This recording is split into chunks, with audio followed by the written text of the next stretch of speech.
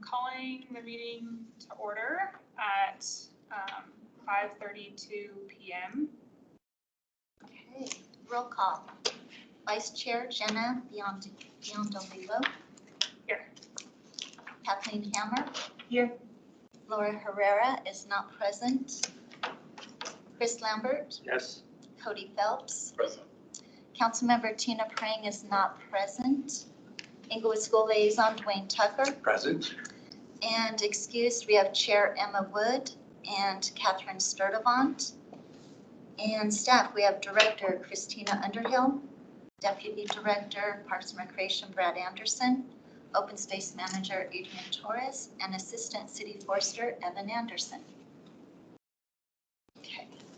We'll move on to approval of the minutes. Are there any additions or corrections to the minutes from April 11th? If there are no corrections, can I have a motion to accept the minutes as written? So moved. Is there a second? I'll second. Okay, motion carried. All right, so recognition of public comments. I don't think we have. We do not have any. And new business, we'll give it to Brad Anderson to talk about staff changes. Yeah, so just to update you a little bit, staff changes. Allison Boyd, who was the recreation manager, has resigned her position last month. So she is no longer with us. What we are doing is having internal interviews on Monday. And what we've decided to do is have two managers. So there will be a manager for the recreation center and then also a senior services manager that will be at the Malley Center. So that format was out a number of years ago before it got reorganized a little bit. So what we went ahead and decided that there's enough activity at both of those that we decided to go ahead and add another manager position as a senior services manager. So that's an update with that one. And then what we'll do is look to backfill a little bit for coordinator positions for both of those, for those managers that will be appointed from their supervisor level. We will look to backfill that with existing staff. At the present time, we'll see what the interest is after we get the manager positions filled. So it's kind of an update with that. Okay. Are there any questions or on that? Okay. We'll move on to Adrian Torres for the tree ordinance overview. All right, we were asked to come up with a tree protection ordinance. And since the Parks and Rec Commission acts as the tree board for the city, we thought we would run the draft that Evan has come up by you guys first. So I'd like to introduce Evan Anderson. He's our assistant city forester. So he'll talk to you more about the tree ordinance. Evan, do you want the ordinance up at all or just go to the PowerPoint? We can go straight to the PowerPoint. And there are copies of it. If you want to read along, the PowerPoint's going to be kind of just an overview of the document itself. There are a couple copies if anybody wants to share them. I have one. And I've got one as well if somebody wants one. Did you want one? No, thank you. So like Adrian said, there was a request from council to look into a tree ordinance and what that would look like for the city of Inglewood. And so y'all have a little bit of history on it. It initially went to the Sustainability Committee, and I worked with the Sustainability Committee presenting what a tree ordinance is, talked about options. We came up with some ideas that were then presented to council. They requested to have a draft to see what this would actually look like. And now it's been sent to the tree board. So that's where we're at right now. And the next step we had talked about was reviewing it with this group, and then reviewing it with Sustainability Committee, and then re-presenting that draft for review by council. That's kind of the process that's been talked about. And I think we're skipping one step that when I presented to Sustainability Committee about what a tree ordinance is. I don't want to skip over that with this group. We're not really covering that because the draft ordinance has already been written.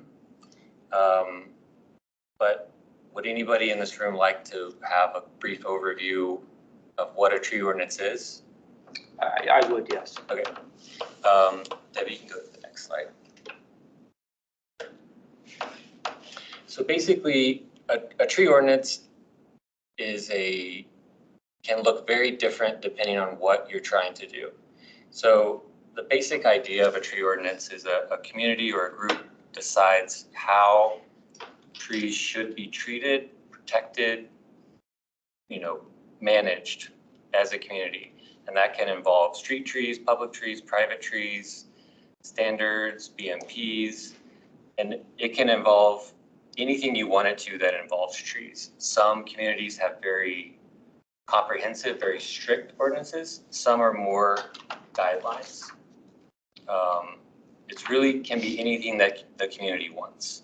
So the ordinance itself can be drafted in any manner that presents like the interests, values, and ethics that a community would like to trees. Yes. Evan, can I ask a question? I don't know what a BMP is, sorry. Best management practice. Okay, thank you. So some of that is just basically industry standards, Sure. and then some communities decide to write their own BMPs. Okay. So certain communities, I mean, there are certain parts of the US where you literally cannot touch a tree without having a city official sign off on it. So some are extremely strict, and some are just like, these are guidelines that you should follow. So it can be anywhere in between. Next slide, Debbie. So the purpose that we talked about with Sustainability Committee, getting feedback from them and some feedback from council about what the tree ordinance could look like for Inglewood. So it would be to preserve trees in Inglewood on commercial and multifamily property development in Inglewood. So it wouldn't be Sustainability Committee and other groups had comments where they don't want it to be restrictive on single-family homeowners in Inglewood. If they have a tree they want to remove, that there's not going to be a lot of red tape for them. But the idea was to protect the city from development. If there's a large property that's being scraped to build commercial property or large apartments or multifamily units, that there need to be some sort of compensation for the city for the trees lost. You can think of if there's a really big tree on your block, that person decides to remove that tree and they own it, that has an impact over that entire section of town, not just that yard, because it might shade the yard next door or 3 houses down, depending on the size of the tree. That it's also going to provide guidelines and BMPs for the city in general about how to protect a tree. So a lot of times when you see tree protection in communities, especially in Denver area, it might look like they're protecting trees, but they're not really following any industry standard guidelines about how to actually protect a tree, which is sort of a science within itself. Another comment they had was to start collecting fees for the removal of designated trees. And then those fees would be collected together to plant and preserve trees in Inglewood. So that's kind of the ideas that we had presented to council originally with Sustainability Committee. Next slide, Debbie. And so we're going to start going through the draft ordinance. I know it can be kind of a long, dry document, but this is the basic ideas of what we would want as a community. There would be a planning and design phase where when there is going to be development on an eligible property, they have to go through certain steps, looking at what trees are out there, which trees should be saved, which trees should be removed, because not all trees are eligible for preservation. For example, you have a large half-dead hazardous tree on the property. That's not a tree we're looking to protect. Trees can be great assets, but they can also be liabilities as well. So the first step in the planning and design process for a project would be seeing what trees are out there, which trees need to be preserved, which trees the project would like to remove, which trees we would like to remove as a community, and then coming up with a tree protection plan for the project. And then all of those details are in the document. All right, next slide, Debbie. And then once that tree protection plan has been sent in and approved, the trees that are being preserved, these are the guidelines and standards that we would have. And there's lots of details in this document about how trees need to be protected. So one thing that I usually tell people with projects is there's no point in half protecting a tree, because you either need to follow the guidelines or you need to remove the tree. Because keeping the tree in place and not following any of the guidelines, all you're doing is passing the buck to the next person, because the tree might not die 1 year, 2 years, or 3 years. The tree might die 8 years from the project, but it was killed at that point. So you either need to protect the tree the whole time and follow these guidelines we're setting, or the tree needs to be removed. Next slide, Debbie. And then that tree removal process would involve approval for tree removals, going through certain steps, applying for removals, and then mitigation for those removals. Either tree planting to, if you do remove a tree, you can do it by either planting new trees on the property or by paying into the Inglewood Tree Fund that would then be used to replant trees in the city and preserve other trees in the city. And that's basically it. So where it sits now is for this group to decide what they would like to see in a tree ordinance for Inglewood. So get your comments, your ideas of what a tree ordinance, what you believe a tree ordinance should look like for this community. And then whether that fits into this, do we need to add something, remove something, change everything? It really lies in this group's hands right now as the next step. And then Debbie, I've got a few sort of pictures here at the end. It's sometimes hard to, when we're talking about like tree protection, about how far and wide you need to go to protect trees.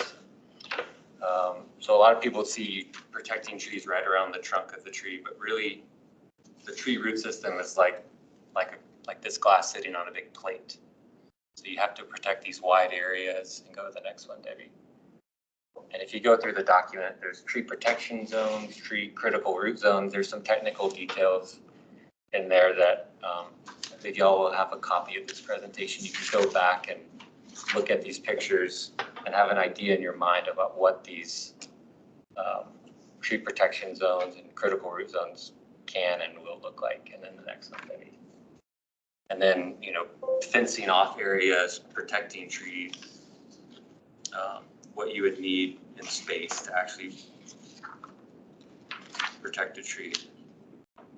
So that's it. And I would love to hear comments from y'all about what y'all think about tree ordinance for the city. Or I have some thoughts. I've looked through this. I'm a landscape architect, so I deal with this stuff a lot, but I'm really excited about a tree protection ordinance. I think it's really important for preserving our community's trees.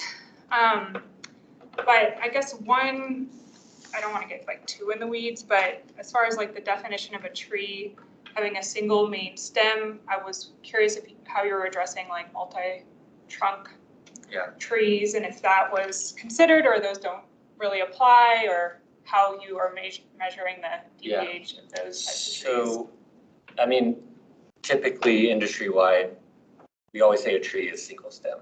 So like if I was planting a tree and I saw a tree show up that was multi-stem, I wouldn't accept that tree being planted. There are sort of, especially in this area of the world, trees that are naturally multi-stemmed. So what we would do is we would measure the DBH of each stem and combine them together to reach that DBH. But that's definitely something that we can add into that definition. Okay. And then for the tree inventory, let's see, can anyone do the tree inventory? Like, is it on like the designer, or does it need to be an arborist, or is it kind of in collaboration with the city forester?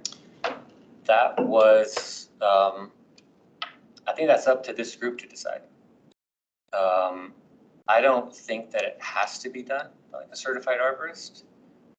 Sometimes tree inventories are done by the surveyors or by the landscape architect or sometimes the engineer. As long as it shows that data and then shows the trees on the map, I think it'll work. But it's up to this group, I think, to decide whether having a certified arborist is something that you would want to see in there. I would say it's an extra burden. If a surveyor can do it, and an arborist is gonna go out there anyways, and with the inventory in hand, it's putting more cost on the developer. If they have to hire an arborist, and that wasn't on the team before, and a surveyor is capable of doing that in conjunction with a landscape architect or something. But I don't think it needs to be certified by anybody. I've seen it like professionally both ways. Obviously, arborists know more about trees, but when it's just like hard data, which is what the inventory is, it could go either way. But that would be something, whether you don't want to add that edit, we can add it in or not. I don't think so necessarily. I'm just curious what the intent was. And just to clarify really quickly, that is for multi-unit developments. That's not like somebody trying to add a garage to their.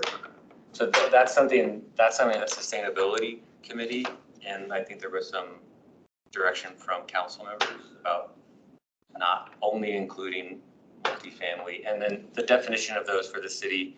There's a lot of like code and permitting cooperation that would have to happen to get this through, and we would get those definitions down of what exactly which properties are targeting. But sustainability's idea was like commercial property, redeveloping commercial property, or redeveloping for multifamily.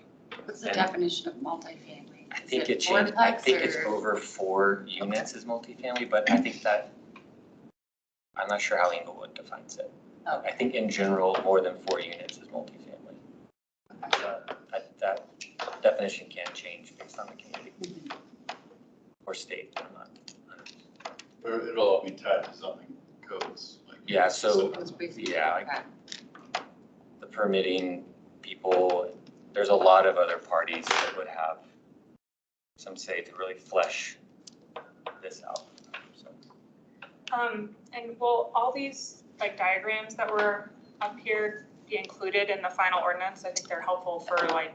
Yeah, we would get better ones, like ones that are sort of engineering standard. Yeah. Ones, these are ones I just drew myself.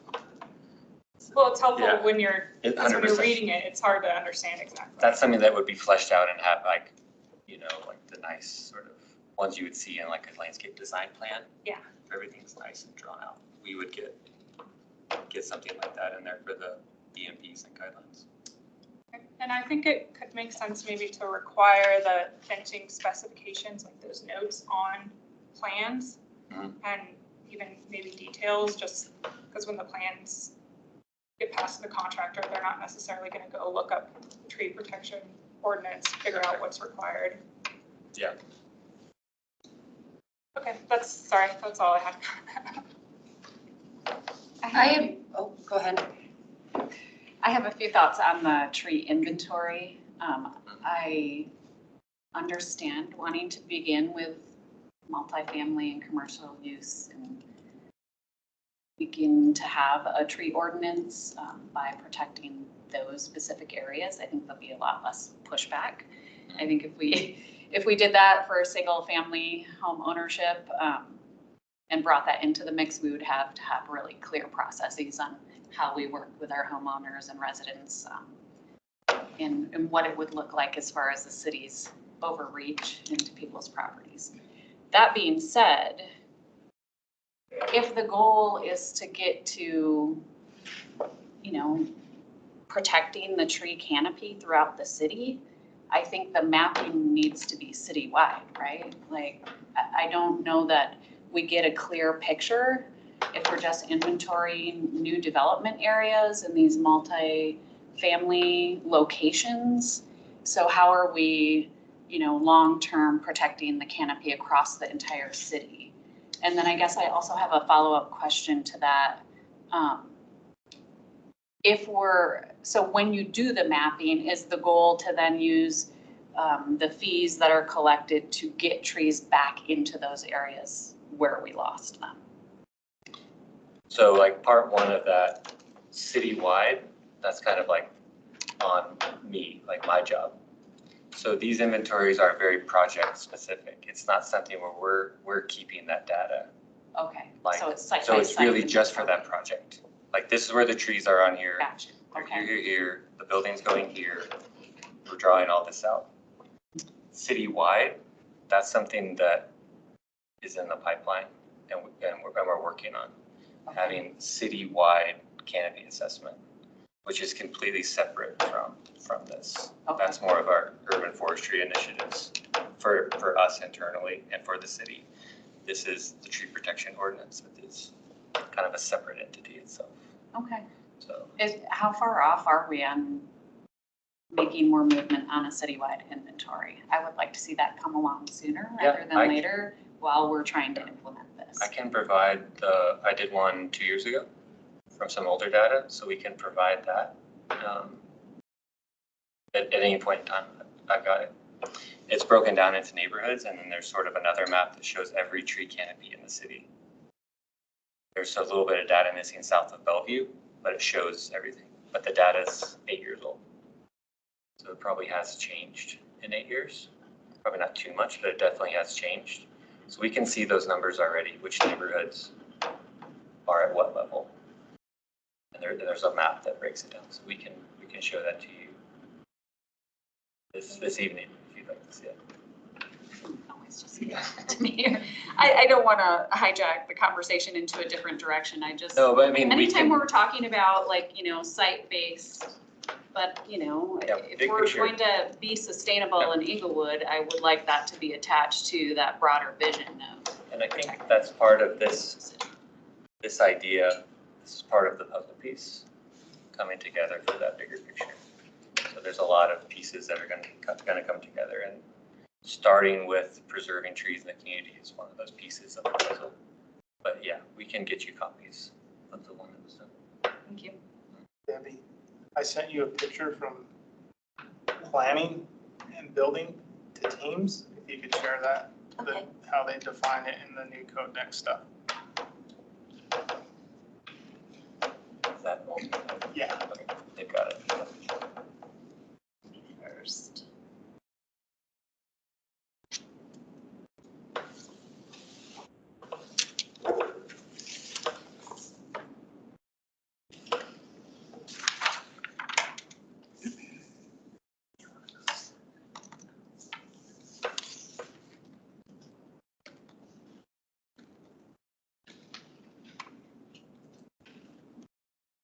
Let me just pull it up on the share.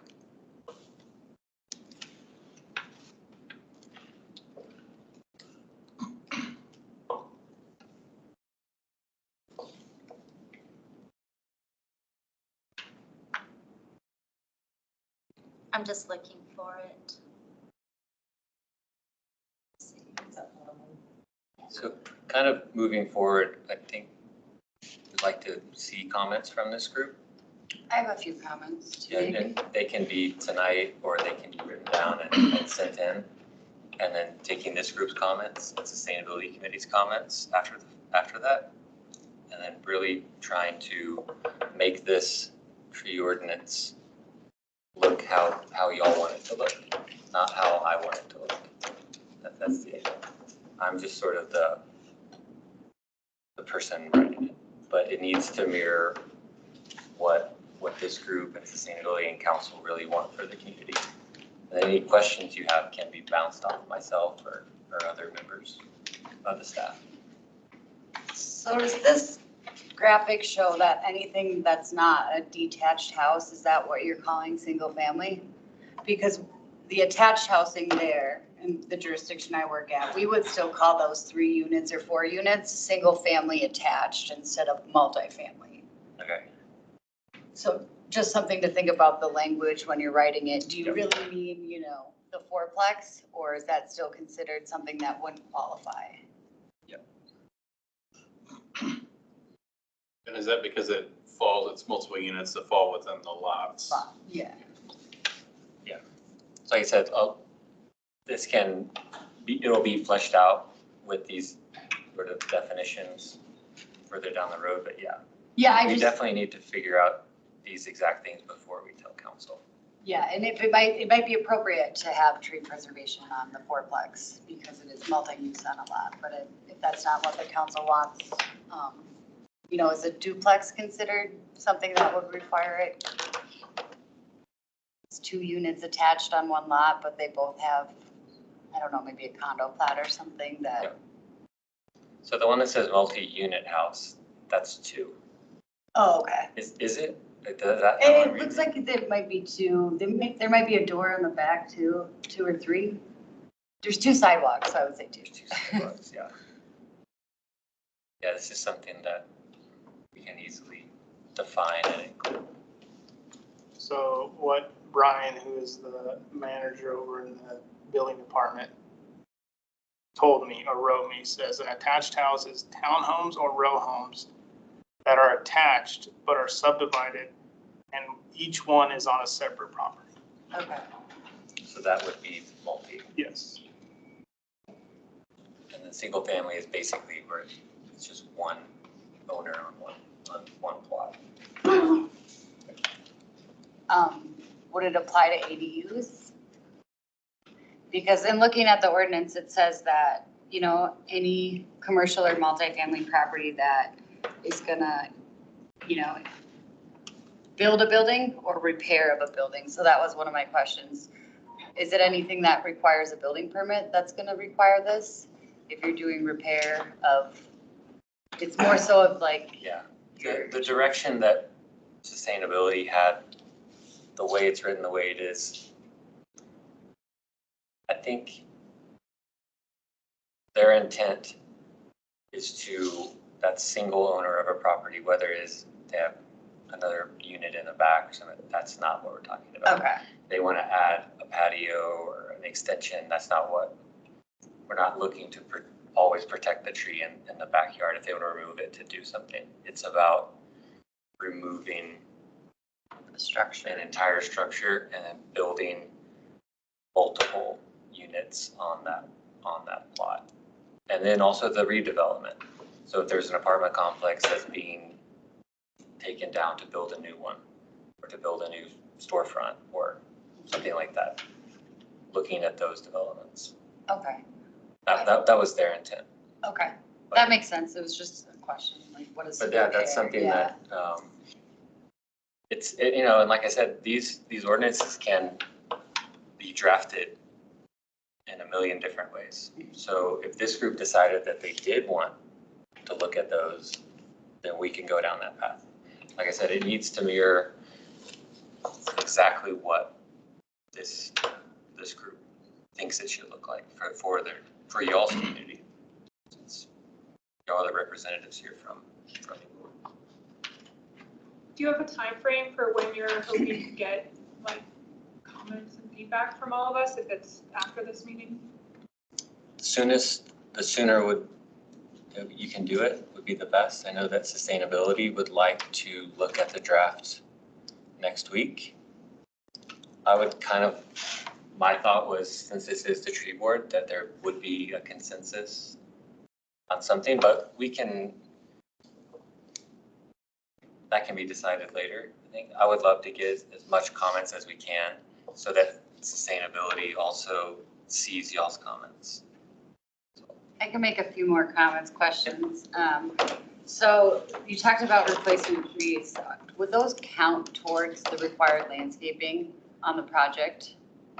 Because there are requirements for how many trees you have to plant. Would those count as like half, or would they not count at all? It would be any trees that were planted on the project, regardless of other landscape codes would count. Okay, so it would be included with what they're required to plant, Yeah. not in addition to those? Not in addition. Okay. So if they were already gonna put 2 in by the code that exists now, or whatever landscape standards they're looking at, those would count towards. And something that I presented a few different options to sustainability, and the one that they chose was looking at basal area of a tree, which is different than looking at diameter of a tree. So a lot of tree ordinance look at diameter. So if you remove a 10-inch diameter tree, you can replace it with 10 inches of diameter of other trees. They chose to go down a path of basal area, which is the area if you're looking straight down on a trunk, which actually is a more representative number to the size of the canopy of the tree. So we talked about different things. That's something that can also be talked about in this group, whether you would like a simpler, just straight, if you cut down a tree that's 10 inches, you can pay so much money per inch, or you can plant 10 inches of diameter back. So a 10-inch, I can't do the math in my head right now, but a 10-inch diameter tree, the area is more than 10 inches. That you would have, like the equivalent diameter you put back was more than 10 inches. Okay. Since we're working in circles, not lines, it's just a different number that comes up. I think the DBH like replacement is more common, Yeah, at it's least more in this standard. region that I've seen, so it might be added confusion to do the basal area rather than the DBH, but. Yeah, I mean, that's, if this, yeah, we can do it in any way, whatever this group decides, we change it right in. If that's a comment you'd like to add.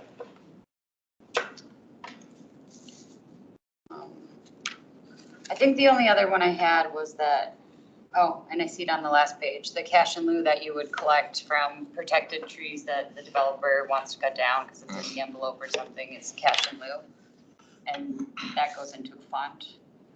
That was the idea, Okay. that it would go to an account that is then used only for tree preservation and tree planting. And my last question is, would this apply to like parks or public uses? I mean, if you're setting the standard for It'd be only for commercial. private. Well, Okay. that hasn't been defined yet. The idea that they had was it would only go back into private property. So let's say we have a development 2 blocks down, reaching out to that community, would anybody like to plant a tree? And then using that fund to Oh. provide trees to private property in the neighborhoods. But if, you could also be in a nearby park. Yep. Or somewhere else. It could be anywhere where the community would like to add more trees. And maybe I didn't ask that question how I intended, but that was really good information. Thank you. Would this tree protection ordinance apply to any development in parks or public use property? Not at this time, okay. We have our own internal tree protection process and tree planting process, so Okay. we don't really need. You guys are already obviously, doing this? We're already doing it on, Okay. and planting trees. Mhm. So we're planting trees all the time.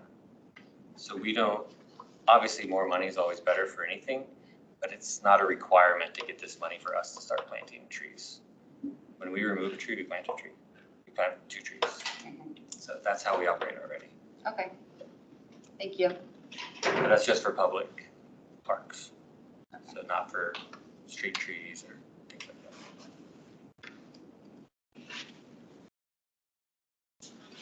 All right, well, if no one has any other comments tonight, it sounds like maybe people can continue to send comments to you Yeah. over the next week. Yeah, take time. It's kind of a long dry tree dork sort of document. So any comments you have, I think would help the process along. I will forward out the PowerPoint presentation so you have that to refer to, and I'll CC Evan on the email. So then you have his email to Yeah, and respond to. feel free to contact me directly or through this board or however way you Or see any it. of us. Yeah, Yeah. anybody, and it'll filter through. Okay, we'll move on to our last item under new business, which is summer staffing levels. Right, Anderson again? Yeah, summer's right around the corner. I mean, it's not gonna, can't tell by the weather out here lately. But it is coming in staffing levels. For the most part, staffing is completed with most of the other departments, or the divisions. The only one we're lacking a little bit is at Pirates Cove, to where we're still in need of some lifeguards, as we usually are. There's still a lifeguard shortage that's out there. Just to give you a little bit of a background on that one, for Pirates Cove to be fully staffed with lifeguards, it takes 125 lifeguards to staff that facility. 2 weeks ago, we were at 55, but recently there's been approximately 10 to 15 applicants that have come in.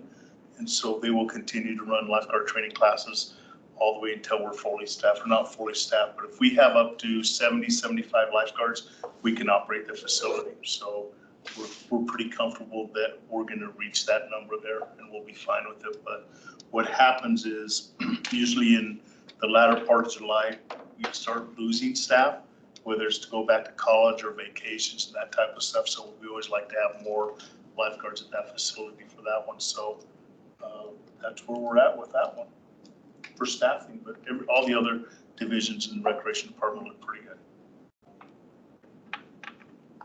Okay. Any questions or comments on that? All right, we'll move on to old business. Christina's going to talk about the bond project review. Yeah, so we're still moving along, advertising the 2024 general obligation bonds that may be placed on the ballot come this November. I won't go through the whole presentation. If you do want to see more information about each of the projects, go to the website /ParksBond, and you can see all the projects we have proposed with what's going to be done. But just an overview, I'll go through some of these. I do have some new numbers to show you for need that we have overall. Actually, Freddie, I'll pass these out to the But what we're proposing is a $50 million bond. It sounds like a lot of money. We have $77 million worth of need in our park system and our facilities, and that's part of what's right here going around. So it'll break down each project that we have overall. So 10 parks is what we're looking at renovating with the 50 million, in addition to the Inglewood Recreation Center aquatics area, adding some different elements into that facility, as well as at Pirates Cove. Again, some of the benefits we're looking at improving is overall sustainability, efficiency in our park system, ADA improvements throughout the park system, also improved revenue generation and activation of less used areas, and attracting teens and teen programming. And past history of that, we've had a lot of commissioners in the past that have requested more programming for teens in our community. So we really do have something for everybody. This lays out the projects and their locations. All the red squares are the bond projects. The blue circles are projects we've completed in the last 3 to 4 years.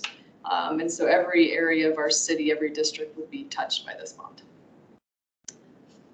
So this is a breakdown of the cost for each of the park projects. A big portion, the $3.2 million, is for irrigation. That's a high need in our park system. We have 30 and 40-year-old irrigation systems that take a lot of maintenance annually.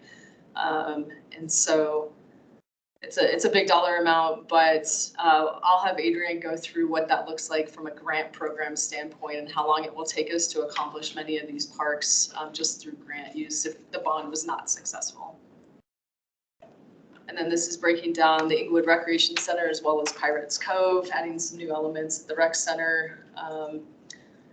Like I said, pickleball courts, some landscaping improvements, a pavilion in the back area, locker room renovations. The locker rooms are original to the facility, so over 40 years old next year.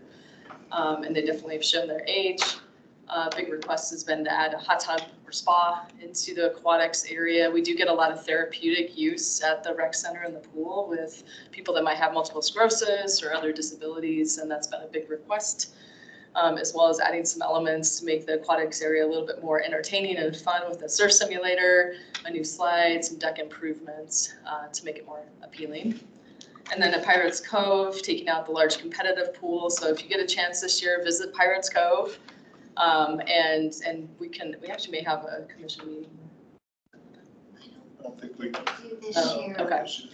So if you do get a chance to go visit it, we might be able to get you some passes so you can go check it out. But changing out the competitive pool at the far east end with some new slide elements, the lagoon pool. We find people like to stand around in the pool versus lap swim more. So really tailoring that park to be something that people really would enjoy and use more often. So this is the overall budget. 26 million to parks, Pirates Cove, and Englewood Recs, about 19 million. There's some permitting and tax that sometimes doesn't get accounted for that's quite expensive, as well as looking at hiring a program manager. We have to knock out 85% of the 50 million in the first 3 years. What's really exciting about that is you're going to see change almost instantly in our parks. This year we'll be bringing some park concepts and design to you all for comments. We're going to be getting those shovel ready, so 3 parks will be shovel ready by the end of this year. And so if the bond passes, we can hit the ground running with those parks. If it doesn't, they'll be ready for grants in the future to go get grants for those. So the cost for residents, right now it's estimated it'll be about $133 annually for a home valued at $500,000. Prior bond that just sunsetted in December, it was $84 that you were paying for that previous bond. It was only $13.6 million. So it does, we know it impacts our residents, but it's also investing in the community's future.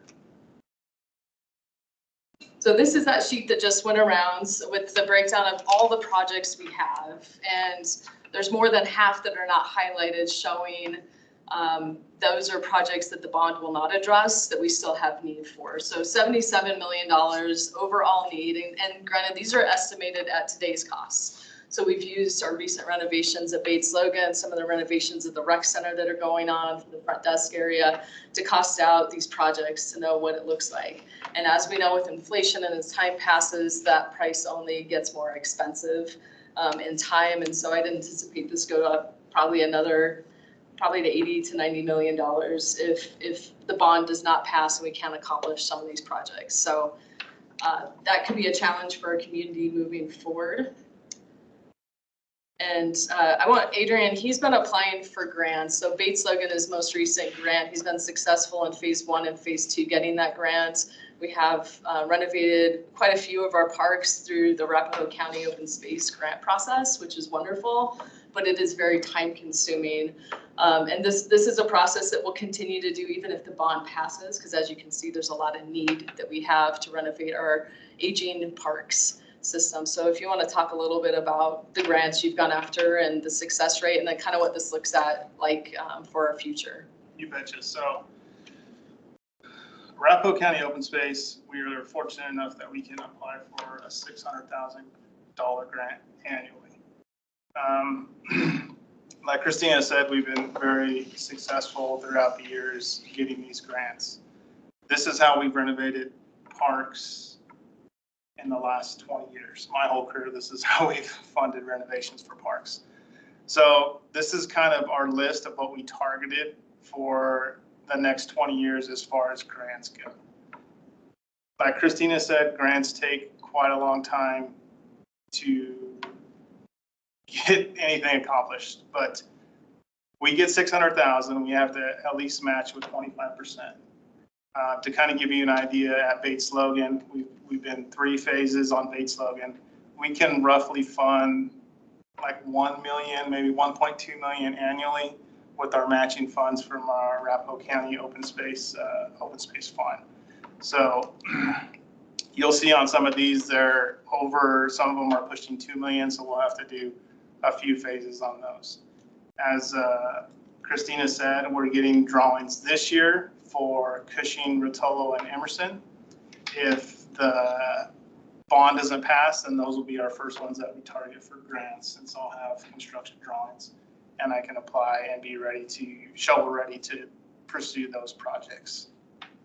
So this is a, priority list that we came up with for the next 20 years if the bond doesn't pass. Like Christina said, if the bond does pass, then some of these will obviously move up and we'll have to redo this list. But these are what, as a department, we feel are our highest needs at this point. So we'll be going back to council in early June to run through the projects again and propose the 50 million in addition to, if they want to reduce the 50 million down to a different dollar amount, what we can actually complete if that were to happen. We can still do a lot. I think anything we can get with the bond will be helpful because we'll be able to knock out a lot of these major projects. No, you're fine. I was done. Okay. Perfect. I was getting ready, so I could That's how we move on go to the right next to agenda. it. But, there's a lot of what ifs. If it doesn't pass, obviously, we know what our capital outlay looks like and the timeline that it will be. I think the challenge is we get a lot of calls regularly of new elements that people want to see, like the Centennial Bike Park. We've been getting a lot of calls about, we want some bike elements in our park system. We can accomplish that with the bond. It's going to take much longer to do that sort of improvement to a park, addition to a park, going through grants, or we have an unassigned fund balance that council can access. In fact, in 22, council approved just about $3.2 million of the unassigned fund balance to fully renovate Baker Park, partial for Cushing Park, and Centennial Park got a partial renovation as well. And so that's another option, but there's not $50 million in that or $77 million in that unassigned fund balance to use, and we're competing against other departments as well. And so that's where we're at on the bond. You're more than welcome to attend the June presentation to council and comments as the public if you are in support or not of this. And we're excited for what could be Inglewood's future and Parks and Recreation if it were to pass. So, any questions?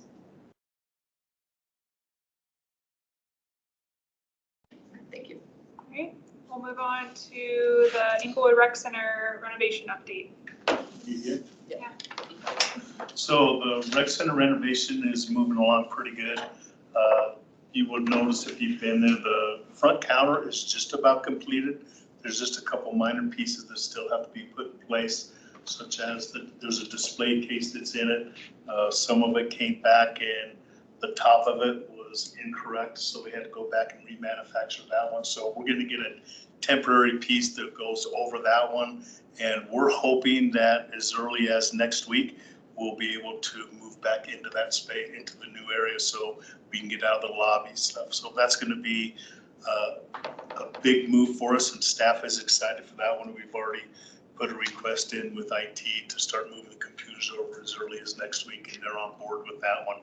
The other parts of the renovation that's going on for the lobby restrooms that are there, we had a delay in that one because when we started renovating that, what happened, we found mold. There was a pipe that was leaking.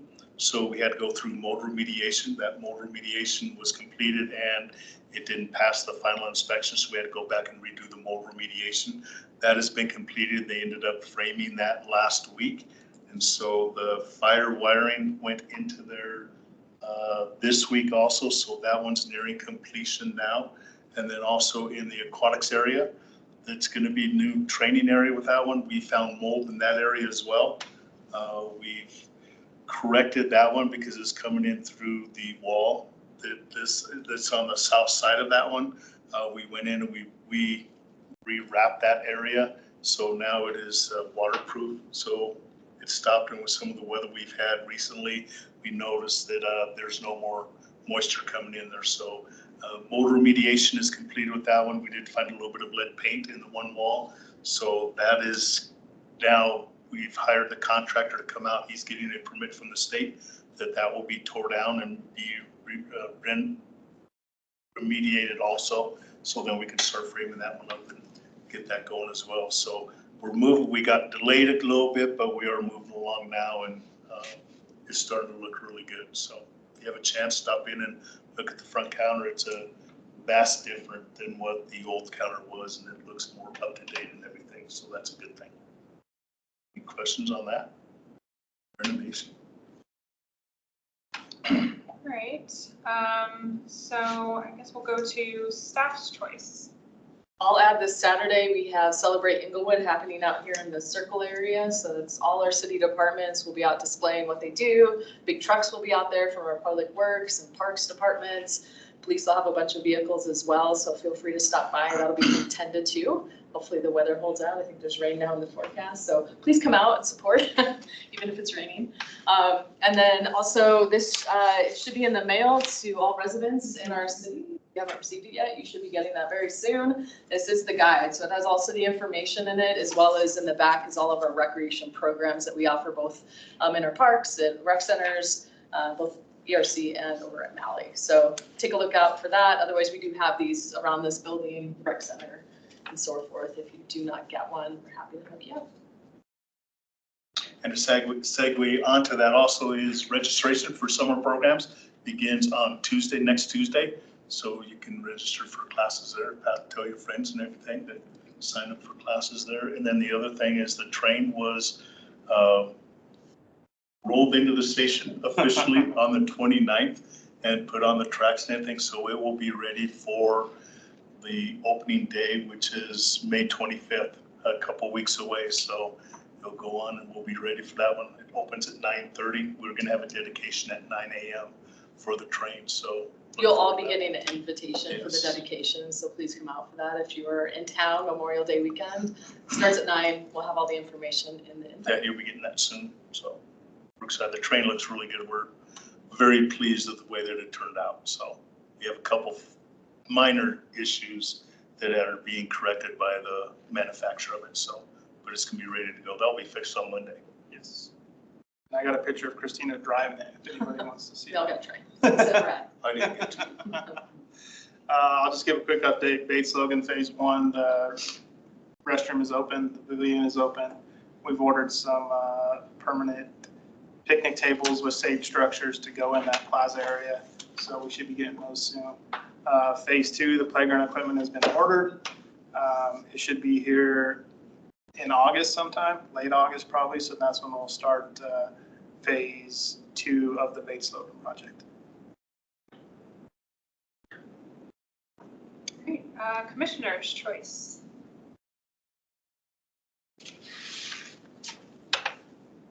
All right. Did you have anything from the council side that you wanted to share? Not really, no, not any updates. I do from Inglewood High School tennis team. Okay. Not an official comment from them, but in support of all of the considerations to add pickleball courts Okay. elsewhere in the city, because at Inglewood High School, their teams are literally competing, like those courts are just constantly packed full of people, and it's a lot of people wanting to play pickleball in those courts there. So the tennis team itself, you know, when they're like getting down to like their last matches of the day, are competing with pickleball players on courts right next to them. So kudos to whoever wanted to add pickleball courts across the city. Good to see so many people getting out and getting active. Yeah. Right, so if there is no other business, this meeting is adjourned at 6:26 p.m. Brad, could you just hit the button? The rest.